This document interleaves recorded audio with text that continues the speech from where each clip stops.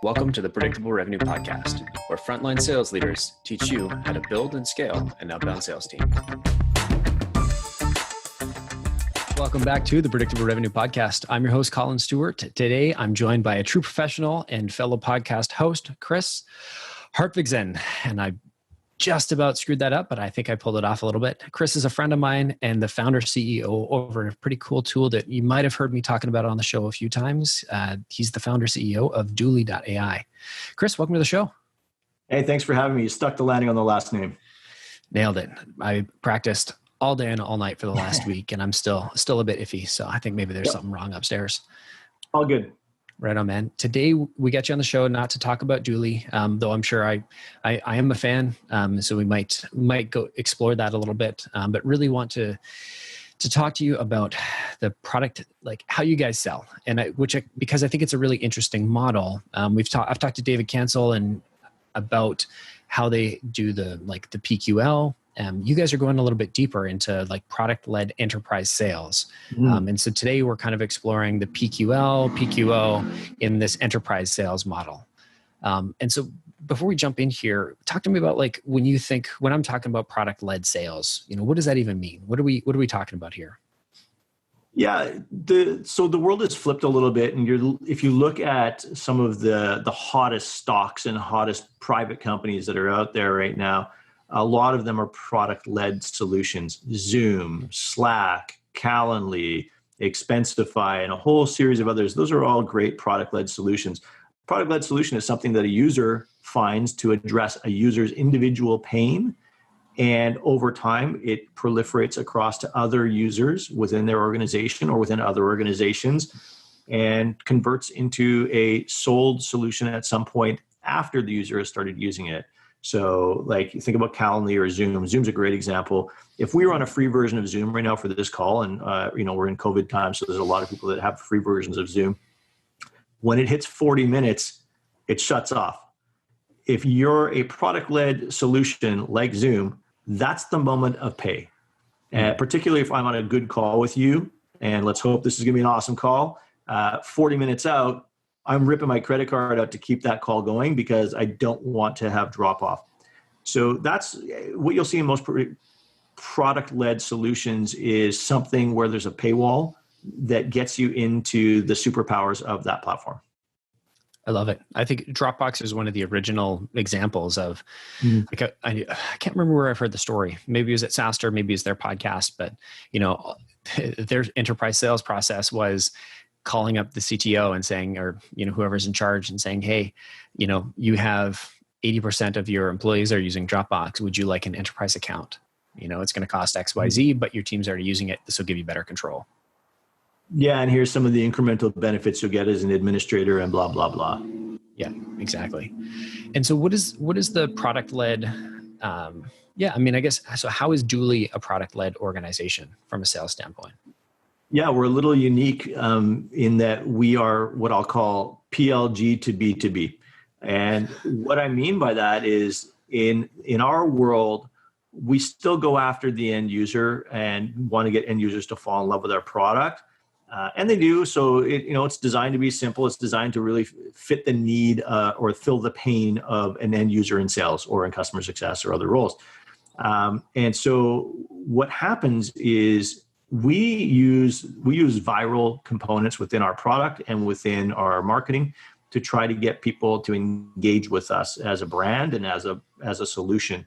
As people start to discover our product, and I'll speak about our product as though as any other product, they'll start to realize some of the benefits that they're getting, and it'll be something that solves an immediate pain that they have. And the moment they, for example, hit sync on a note, that's an endorphin rush that is hard to replace with an enterprise platform. Enterprise, let's think about some enterprise solutions that are the exact antithesis of that. You've got like the SAPs and the Salesforces of the world that have big, bulky solutions that are bought by the VP of sales or sales operations, and they're implemented across the organization. But it takes a lot of horsepower to get those solutions implemented, and a lot of decision-making and maintenance and all those different things. A PLG solution can never be that, or it will never proliferate the way you want it to. It has to be dead simple to set up. It has to be dead simple to start using. and it has to solve, again, that end user pain. So that's how we start our sales process. Perfect. And just to walk back to that acronym, you said PLG B2B, lots of letters there. Talk to me about, so what is PLG? PLG, product-led growth, and B2B, I think everybody knows what B2B is. But the reason I say that we're PLG to B2B is in sales, it's really, really unusual for a salesperson to want to pay for some of their own technology, particularly when you tether into some of the other technology in the business. You know, again, Calendly is something that somebody might pay for on their own. Why? Because it can be used personally and doesn't necessarily need to integrate that deeply in with other parts of the org other than your GCal. We plug into something that's a little bit more central to the sales org. And so what will end up happening is over time, we will end up in a sales cycle, a traditional sales cycle, but it usually takes a while for that part to happen. That's the B2B component that I was talking about. Gotcha. So at the end of the day, your closing process is still a traditional like solution type sale. Yeah, I would say that it is. And the only difference is that we've probably carpet bombed a little bit more so that everybody's a little bit more aware of what we do and how we work and more aligned with it. So, you know, by the time you've written the check, you don't have to worry about adoption because it's already adopted. Gotcha. So a little bit closer to that Dropbox model, but you're still, okay, cool. I follow you. It's an interesting mix. When we were doing the pre-interview, we were talking about sort of PQLs, product qualified leads versus product qualified opportunities. And when I was talking to, we had the guys from Drift on, we did a webinar together a year and a half ago, I think. And yeah, they were talking about PQLs. And so it's top of the funnel. They're not, it sounds like, you know, they were getting value out of it, but they weren't getting like the users weren't getting the full value. It also wasn't something where, like the users themselves, like Drift isn't a Dropbox model where your salespeople are going to be installing Drift on your website, right? This is more of a, so in this model, I guess your product is really more of a, like a lead magnet. To an extent, yeah. And so that whole PQL to PQO thing that you're talking about, what we recognize pretty early is a single user might find our product or a product like ours, and they might use it individually ad nauseum and fall in love with it and really perform better because of it. Great news for that individual. But if it doesn't proliferate to other people in the organization, they're probably not inclined to pay for it, and they're probably not inclined to try to get their boss to pay for it. What we noticed pretty early was the way that our product tended to perform the best is when more people in the organization discovered it. So again, you think about like the viral loops that you want to put into the product offering and into your marketing messaging and your referral streams and all that kind of stuff. So the more people that would discover it, the better your chances of closing a deal were. If I had one person using a product at Nike and I went up to their VP of sales and said, look, this is working really well for John over in sales, they'd be like, whoop-de-doo. But if I said the entire sales department has adopted and you can talk to any one of them, they'll all tell you they fall in love with what this does for their day.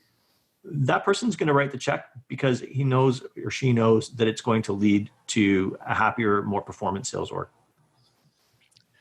Gotcha. And so when we're looking at, if we step aside from the product a minute and we look, like, let's drill into the sales process.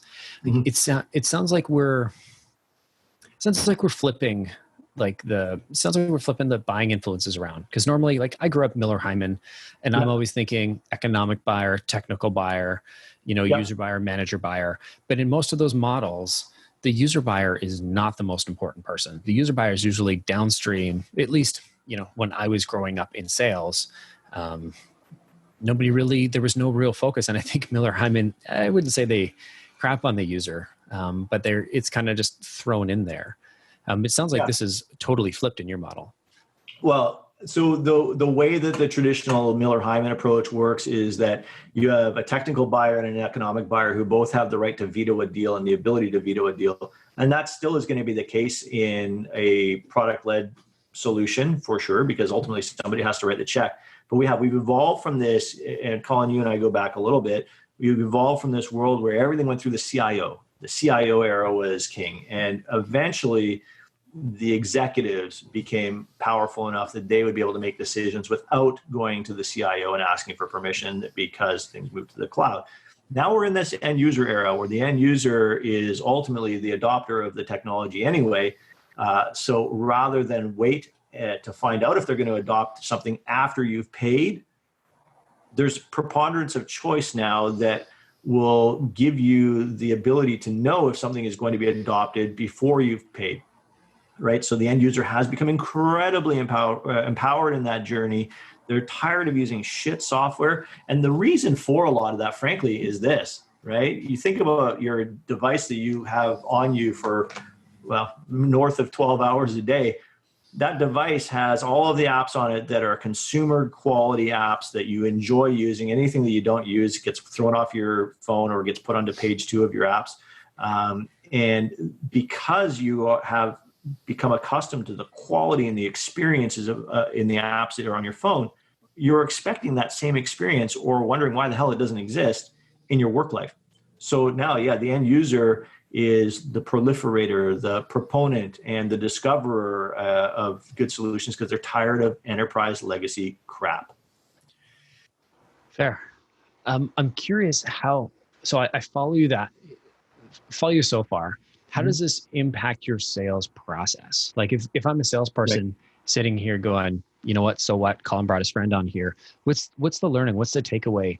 If I'm a salesperson, how do I get the, like where's my opportunity here? So the opportunity is to flip the script, find the pain in the organization before you reach out to the person who writes the check. And that's pretty easy to do, right? If you go, the people in an organization that have the most pain are the people that are doing the work, not necessarily the people that are just looking at the report in the ivory tower, because somebody else has built that report for them, right? So the people that are doing the work, the salespeople, the customer success people, the IT developers and software designers and all of the different parts of the organization, the people that are running payroll, they're doing the work and they're experiencing the product firsthand. If you talk to them, you will find every single problem with what they're doing today. And then you can flip the script. And hopefully we get a chance to do this later, but you get to flip the script, talk to the sales leader and go, hey, did you know that across your team, the behaviors that people are struggling with are A, B, and C? Did you know that those behaviors are costing you X, Y, and Z? I've discovered it. You don't even need to take my word. Talk to your team. Your team will tell you. And at that point in time, you end up with somebody that's like, it's hard to argue, right? The team is happier. The data is better. We are performing better since this has happened. Why wouldn't I do it? I literally had one early on in sort of the life of Dooley. We had one client that phoned me up. He was VP of sales. And he said, I don't know what the hell you've done, but every single employee in my sales pit right now has our product on one screen and yours on the other. And he goes, they all love it. How much is it? Let's just get this done. It was like, I'll take a deal like that any day of the week, right? Because the users had just flexed their muscle and said, we need this. This is making our lives better. It's really interesting. I had Phil Keen on the podcast, episode 21. So 100 and, that was awesome. Yeah. 129 episodes ago, something like that. Gosh. Yeah. I think we've got as of today, I think we maybe launched our 151st. So at the end, we're going to do a shot of 151. And, awesome. I have the bar behind me. Yeah, exactly. On the back bar there. Yeah. But he was talking about, we talked about Aaron's version of mapping calls, and this is so similar. With the mapping calls, you go hi and you're trying to map the organization. You're talking to the executives. You're trying to learn things. And then you go to your target buyer who's, an adjacent executive. And what Phil said was very similar, but it said flip the script. Even if you don't have, a product-led sales organization, you can still call the end users that are impacted by your solution and understand what their pain is, ask them what your pain is, then use that to inform your approach with their boss. Yeah. What cold emails do you like better, Collin? I get 30 to 50 a day. The ones that have flipped the script and the ones that talk to the pains and challenges that they know I have versus the ones they think I might have perform way better for me. Yeah. I don't know. I'm in a bit of I'm in an interesting spot right now where I feel like, to me, it's less about the quality of the outreach, and it's more about the quality of the targeting and the product market fit, Exactly. right? And so if you can communicate product market fit, hey, I think this is relevant because we do something awesome and new, right? I think hands down, if you're an SDR at one of those organizations, you've already won the game, right? You're Yeah. already going to get an A plus.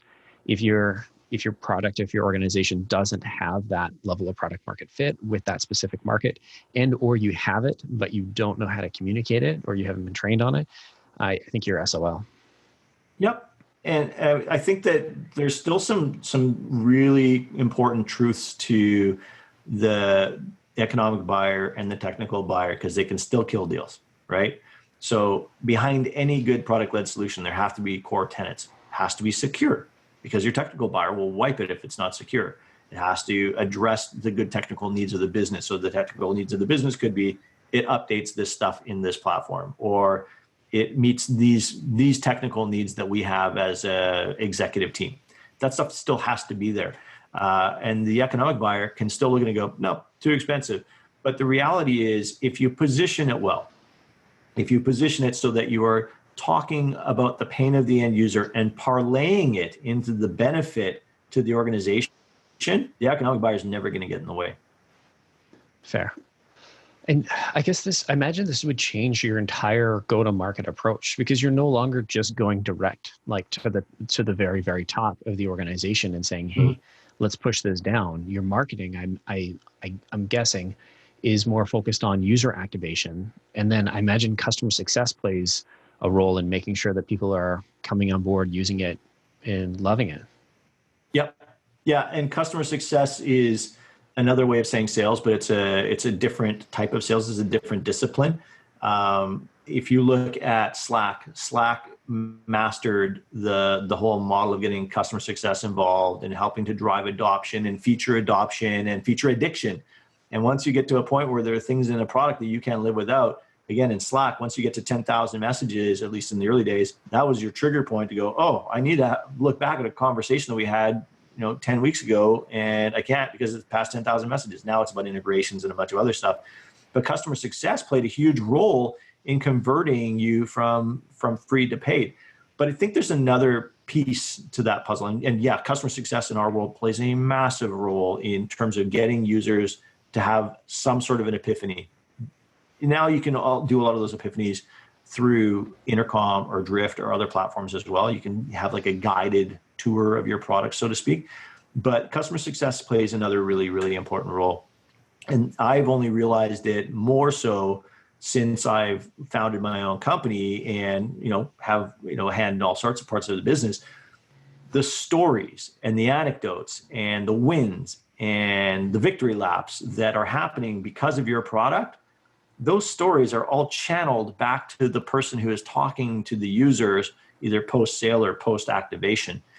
And that should help to form your narrative and your targeting moving forward in a very, very big way. When I was at my last company, I was there for 9 years. We had a client that, as a Canadian, was pretty awesome. It was the National Hockey League, and I'm still friends with the buyer to this day. Still exchange nice emails throughout the year. You're just looking for tickets, let's be honest. Always looking for tickets. Side note, I did actually sit in the commissioner's seats for a game of the Canucks against the New York Rangers once, which was really cool. That's pretty sweet. And this might get cut out, but I got the opportunity to use the same bathroom that Bryan Adams was in, and we peed right beside each other. Amazing. Did you have any pee anxiety? I feel like I'd be looking over and being like, I don't know if I'm qualified to pee next to this man. Yeah. Well, the funny part was, you still have your bathroom etiquette of looking straight forward. But I mentioned that I'm from Vancouver too. And he's like, oh, cool. I'm like, yeah, we used to listen to music when we were growing up. It was quite funny. Total side story. National Hockey League. The stories he used to tell me post-sale, because we did become friends, about how they were using the product were tremendously powerful for me and led to Major League Baseball signing, National Football League signing, the NBA signing, NASCAR, Ultimate Fighting, rugby league down in Australia, and a whole series of others. And that was because I had this one really clever story, or a couple after a while, that I could say to these other leagues, hey, FYI, this is what's happening over there. And I know that this is important to you as well. Just it's a foundational piece. And I think that's such a critical piece here. And I love the fact that even like you're leveraging your product to take on some of that early, even like customer success process. You're letting users get so deep into your product because they're using it for free that you can come to. Normally, you have to, sign a customer, take the chance of it being successful, the reference or your champion being still there, so they can give you good reference. You can get a case study. That all is like a 12-month, 18-month process if we're dealing with like previously fairly long sales cycles. But I think that the best part now is that the users are actually in the product. And so how does your sales team, how do they extract this from customer success? Do you have somebody who's in charge? Do your salespeople talk to CS? Do you talk to CS? Like, what does that look like? Yeah. So we very intentionally layered CS into the sales story. So when we are in the midst of a sales process, we already have all these great anecdotes and stories that we have at our disposal. We also, and this I think is really important, and I don't know how many organizations do this. In the early days of Dooley, we mandated that 5% of everybody's time would be spent engaging with customers.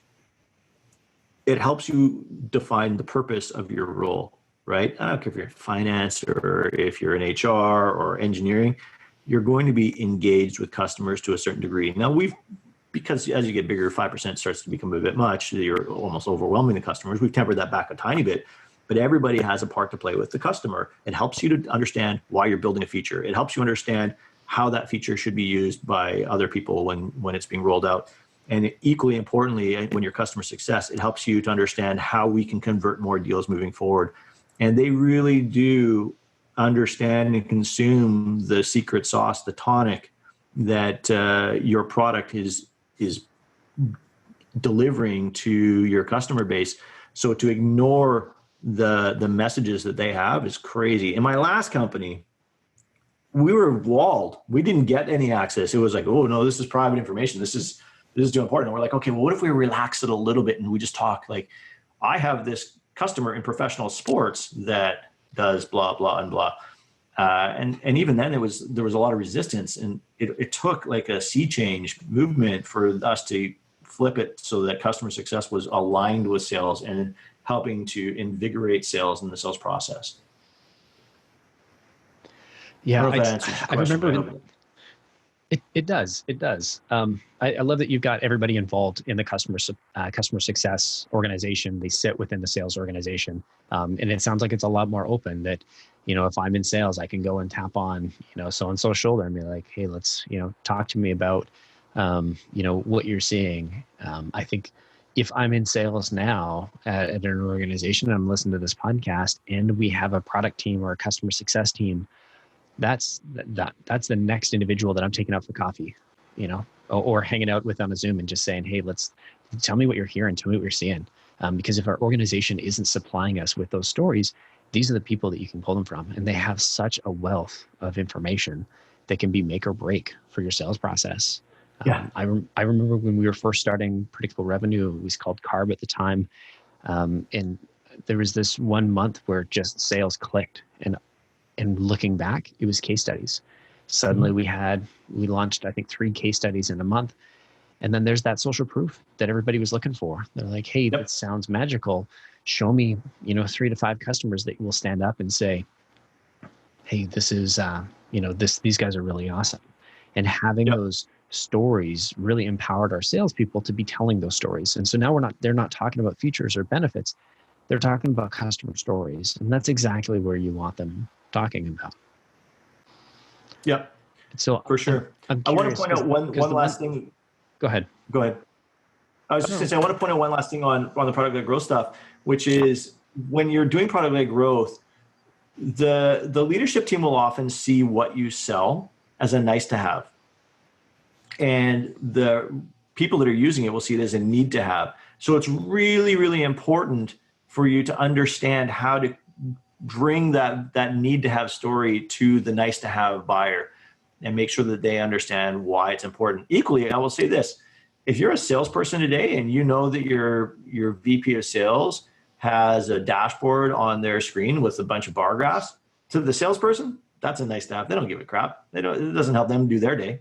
So again, and that's why adoption always has suffered historically with enterprise stuff. So sorry, that was a bit of a diversion. I just want to make sure that we clarified that for the audience. Of course.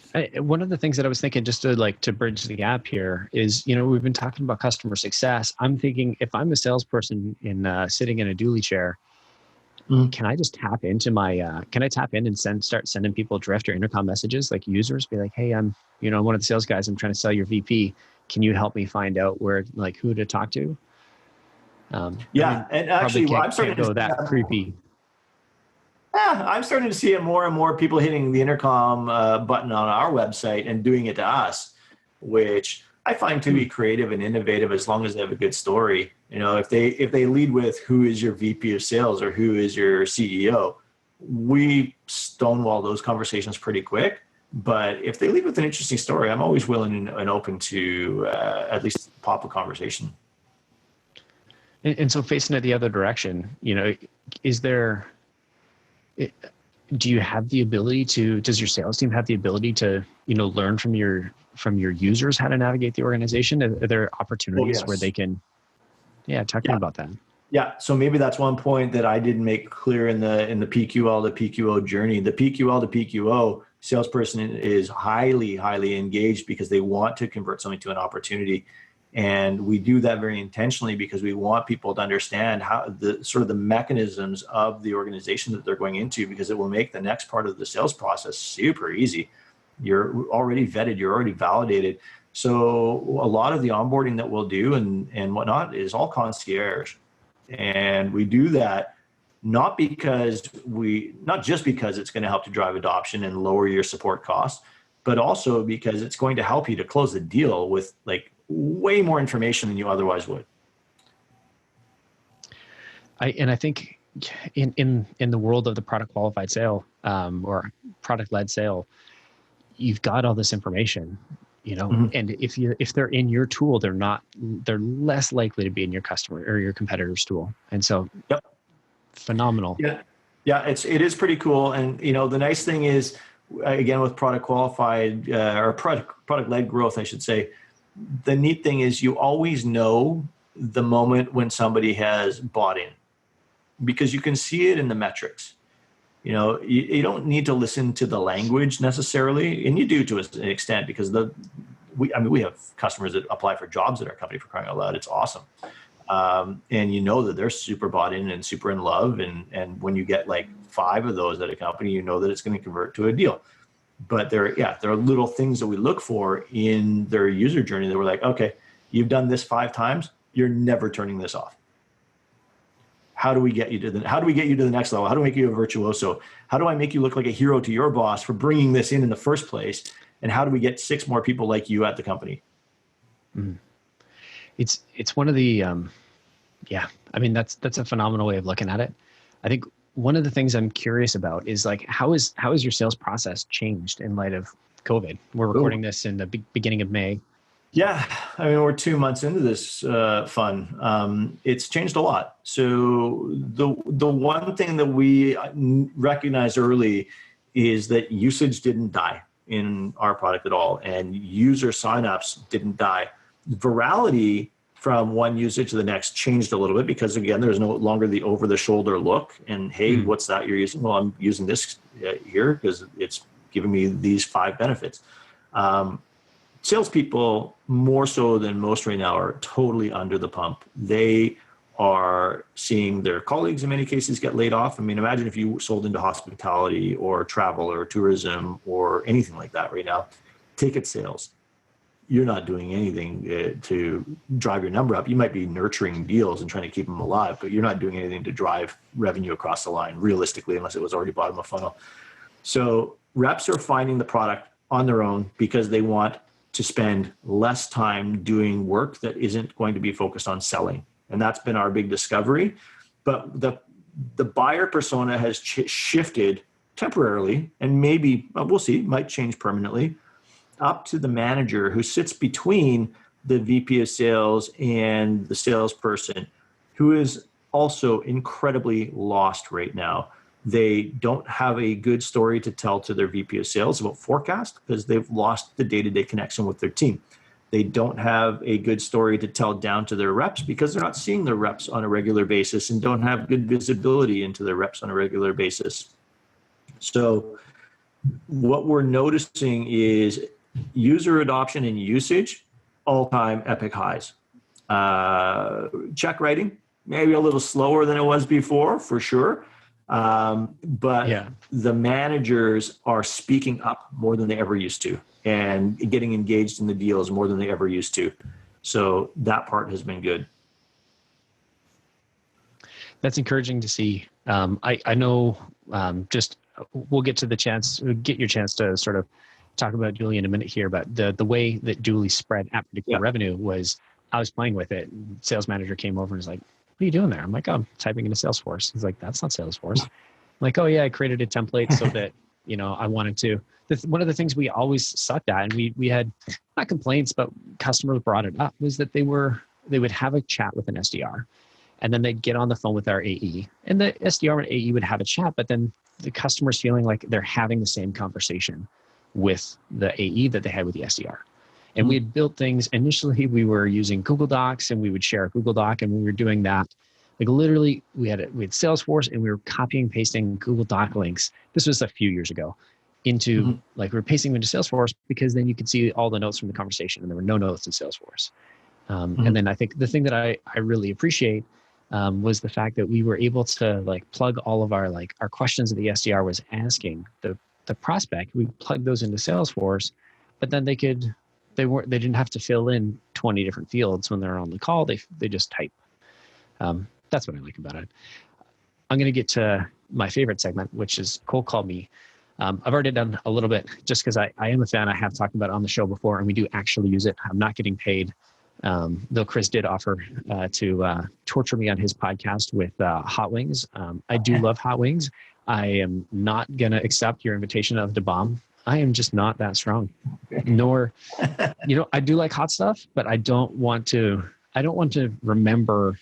I don't want to have I don't want to have a physical reminder of what I ate hours after I ate it. I'd say generally, that's not a great sign for me. Fair enough.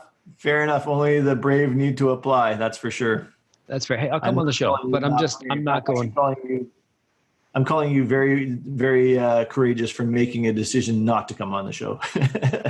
Hey, I'll come on the show, but I'm not drinking to bomb like that. That stuff's crazy. Okay. That's hilarious for celebrities. Nobody cares to see me sweat in my bedroom with the fan going, coming out of my eyes. Fair enough.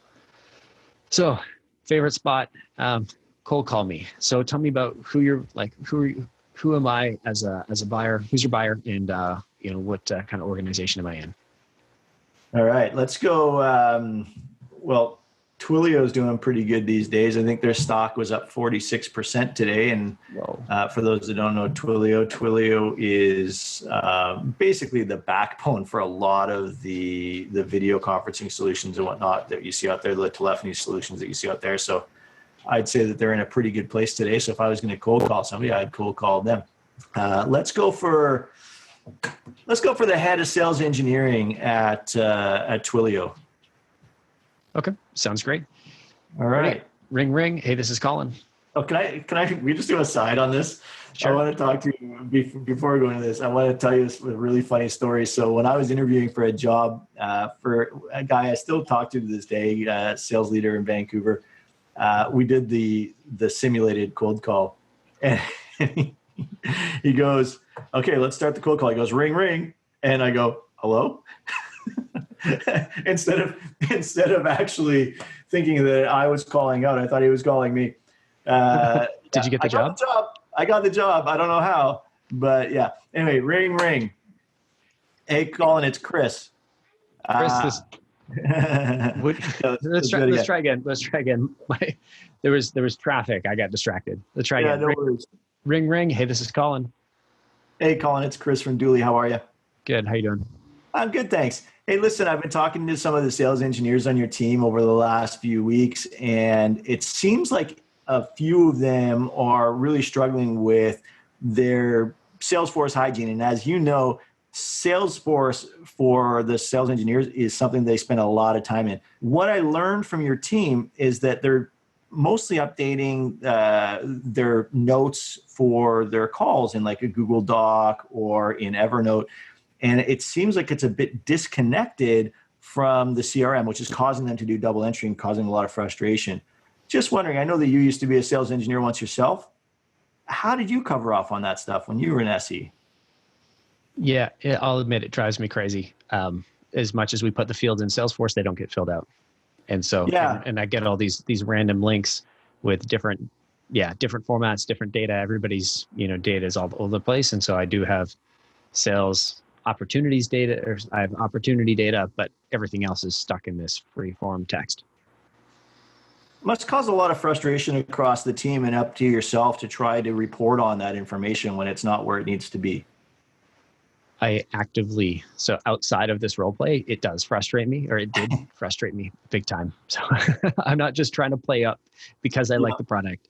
It did actually drive me crazy when people were when I'd see like the notes, and it'd be a note and it'd be a link to a Google Doc. And I'd just be like, I won't say their name, but I just like scream, come on, please, you can do better than this.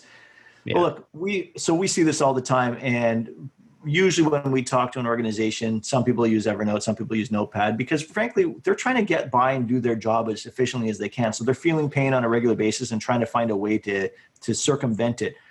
We built Dooley to solve the pain for your team without it disrupting where the data needs to live. In fact, we've made it easier for them to put it there.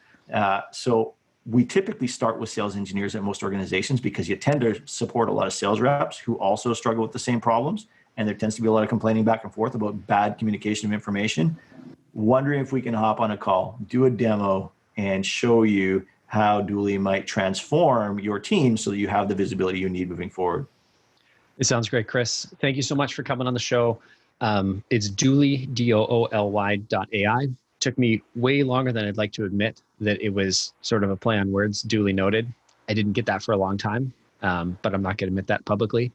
If people are looking to get in touch with you, they got questions about the product-led sales, product-led enterprise sales, or they just want to check out the product, what's the best way for them to get in touch? Yeah, Kris with a K, K-R-I-S at Dooley.ai. That's DOOLY.ai.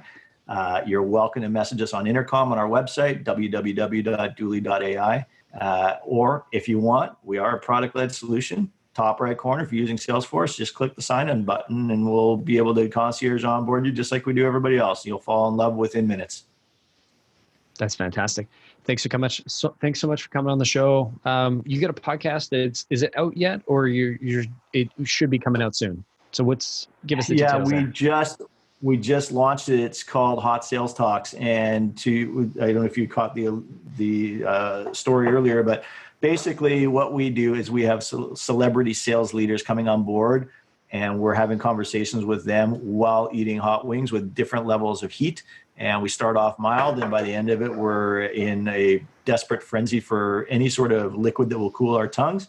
I just did one today before this, Collin, and I went through like half a roll of paper towel blowing my nose because I was dying on the call, and I thought I was going to stop breathing at one point in time. I am not the person to be hosting this, but I have been nominated. Lots of fun. And so Hot Sales Talks will be available from our website as well. Right on. Thanks so much for coming on the show, Kris. All right, we'll see you all next week. Cheers. Cheers.